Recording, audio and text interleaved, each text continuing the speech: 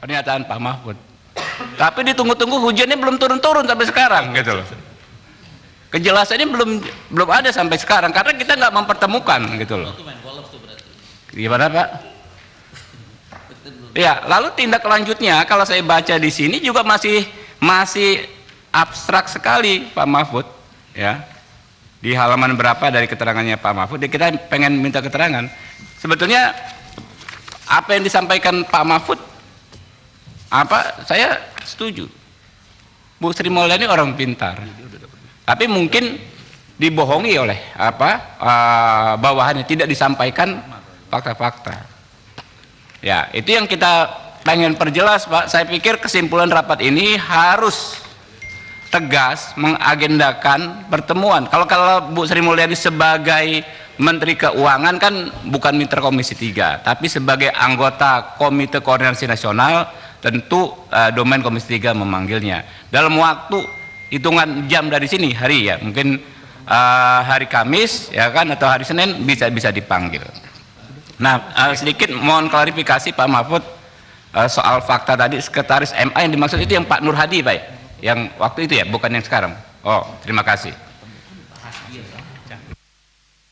Pak Habib PKS habis ini. Bismillahirrahmanirrahim. Assalamualaikum warahmatullahi wabarakatuh. Izin pimpinan yang terhormat Bapak Menko Polhukam dan Ketua PPATK. Saya kalau dengan Pak Mahfud tuh kenapa senang ya, orangnya tuh selalu berkata-kata yang lugas, jelas, dan dari mengungkapkan fakta.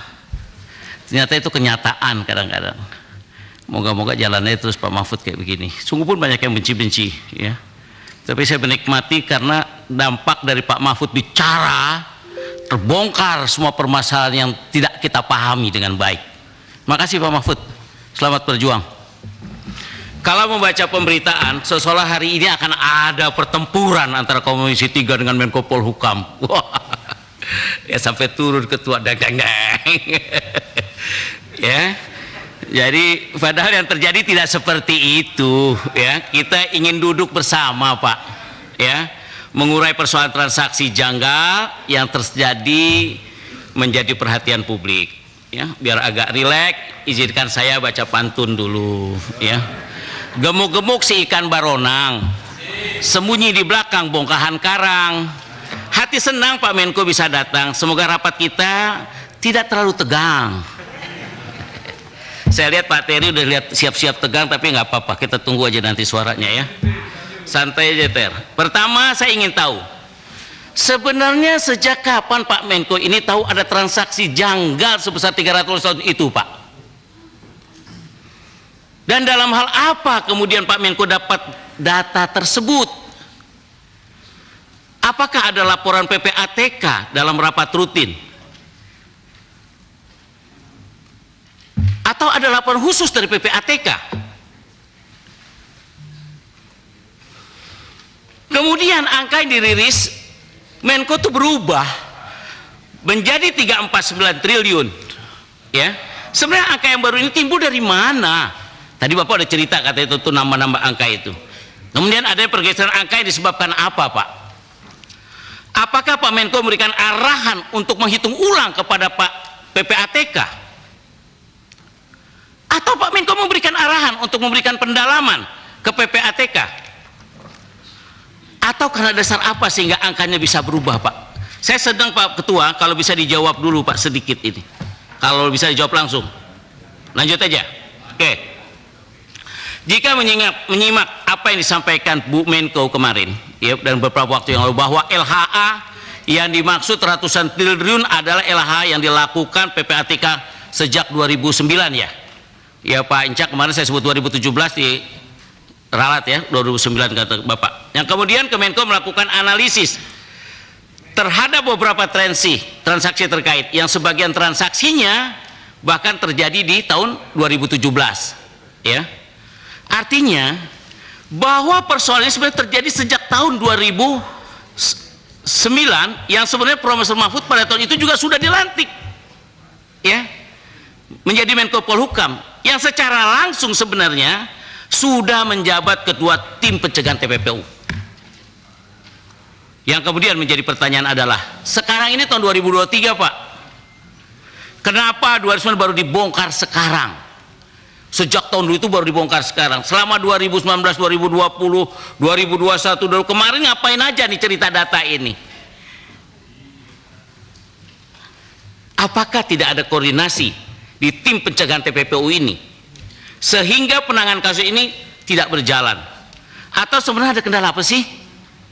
Nah, tolong juga dijelaskan, jika memang 349 ini Pak, uang berputar yang terindikasi TPPU, siapa saja afgakum yang tidak mau menindaklanjuti pelaporan PPATK ini? Siapa nih? Apa ada PPAT, apa BNN, apakah Tipikor, apakah KPK, apa kejaksaan dan sebagainya, atau dijelaskan ya. Kepada kami 341 ini LH yang mana aja, TPPU yang terkait apa ya, dan apa kendali dari akun untuk mengasutnya. Jadi saya pikir ini pertanyaan-pertanyaan mendasar sehingga publik ini paham. Dan menariknya suasana seperti ini datang di suasana Ramadan lagi ya, jadi makin hangat ya. Oke, burung merpati diberi makan, terbang melayang terasa ringan, transaksi mencurigakan yang kita bicarakan, semoga ada solusi untuk perbaikan. Terima kasih. Assalamualaikum warahmatullahi wabarakatuh. Silakan Pak Misbakun. Interupsi pimpinan. Di awal tadi ketua menyampaikan bahwa yang bertanya kanan dan kiri. Ya, habis ini kiri. Setahu saya kiri itu sini, kanan itu sana. Tapi kenapa kiri tidak kasih kesempatan ketua? Nanti habis ini 5 Saya buat di punya kiri. hak yang sama. Habis ini Terima bacaan kasih. ya. Terima kasih. Izin Ini ketua. Kalau kiri sebelah sana. Terima kasih Nanti Pak habis Misbakun Pak Bulpari ya. Ketua dan pimpinan rapat yang saya hormati, seluruh anggota Komisi 3 yang saya hormati, Ketua Komite Koordinasi Nasional Pencegahan dan Pemberantasan Tindak Pidana Pencucian Uang, Menko Polhukam beserta sekretaris serta jajaran yang saya hormati. Assalamualaikum warahmatullahi wabarakatuh. Selamat sore dan salam sejahtera bagi kita semua. Om Swastiastu, Namo Buddhaya, salam kebajikan. Ada beberapa hal Pak dari penjelasan Pak Ketua Komite dan Pak Ivan selaku sekretaris. Ada beberapa hal yang perlu saya dapat klarifikasi Pak. Karena LHA ini kan profiling terhadap data perbankan yang isinya adalah mulai dari saldo awal sampai kemudian ada mutasi debit dan kredit. Mutasi debit dan kredit itu berdasarkan saldo awal, kalau dia berkurang menjadi kredit, kalau bertambah menjadi debit. Dan kemudian dijumlah ke bawah, jumlah debitnya berapa, jumlah kreditnya berapa, dan ditotalkan Pak ya. Betul Pak Ivan? Saya perlu jawaban Bapak Pak. Boleh Pak Ketua? Seperti itu kan? Seperti itu. Jadi kalau saya mempunyai uang 100 juta, saya transfer ke tempat lain, saya balikin lagi, saya transfer lagi, saya balikin lagi, di dua rekening saya yang berbeda dari bank, satu kalau saya transaksikan 10 kali, dia akan menjadi uang saya yang 100 juta itu menjadi bisa berpuluh-puluh miliar di dua rekening yang berbeda. Ini yang harus juga saya dapat klarifikasi yang seperti itu. Kalau yang seperti ini harusnya yang menjadi LHA ini Pak, ini juga sebagai perbaikan ke depan. LHA ini kan juga harus, kalau memang indikasi Pak ya, indikasi terhadap dugaan, sudah indikasi dan dugaan, berarti saldonya kan diteliti dulu Pak. Itu saldonya diteliti, asalnya seperti apa. Apalagi kemudian TPP itu kan tergantung kepada predikat crime-nya seperti apa. Lah, yang seperti ini perlu dijelaskan kepada publik Pak, bahwa nilai transaksi 300 triliun itu seperti apa profilingnya, sehingga nanti kita tahu Pak, di net off, ada istilah orang bank itu di net off, jumlah transaksi debitnya berapa, berkurang karena kredit berapa, kemudian saldo akhirnya berapa. Itu walaupun kemudian ini kan tidak menggambarkan total ini menggambarkan profil apakah semuanya itu adalah transaksi yang mencurigakan. Berikutnya Pak, saya ingin menyampaikan juga dengan apa yang disampaikan oleh Kemertama, yang luar biasa yang disampaikan oleh Pak Mahfud. Saya yang orang yang mendapatkan penjelasan langsung dari Bu Sri Mulyani mengenai 349 triliun Pak. Dan di hari ini saya ditugaskan oleh fraksi saya, oleh Pak Sekretaris saya yang juga Wakil Ketua Komisi 3 Pak, untuk ikut ke sini, untuk bukan untuk meramaikan, tapi untuk memperjelas situasi ini kepada masyarakat seperti apa. Karena apa? Apa yang disampaikan oleh Bu Sri Mulyani, yang dalam pemahaman kami bisa menjelaskan dengan sangat bagus. Jangankan saya Pak Mahfud aja mengakui bahwa beliau ini adalah salah satu Menteri Keuangan terbaik di dunia. Dan Pak Mahfud tadi juga memuji dengan sangat luar biasa soal kredibilitas, integritas, dan kejujuran beliau. Siapa yang bisa menyangga Pak? Tetapi ada yang luar biasa juga disampaikan oleh Pak Mahfud, bahwa apa yang disampaikan oleh Bu Sri Mulyani di Komisi 11 tidak berdasarkan fakta. Artinya apa Pak? Saya sudah dibohongin dong Pak. Waktu saya rapat, padahal saya sudah mempercayai Bu Sri Mulyani ini. Saya sudah mempercayai Bu Sri Mulyani.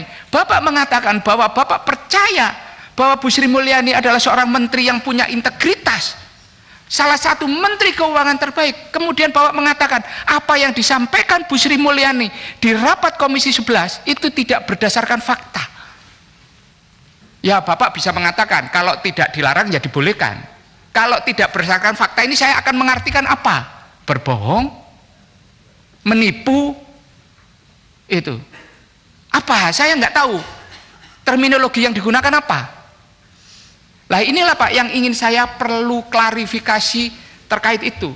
Karena begini Pak, kalau sepak bola ini Pak, semua orang ketika Bapak mengatakan 300 triliun, orang sudah mengatakan gol, semua orang mengatakan ini Pak. Tiba-tiba wasit ngomong begini Pak,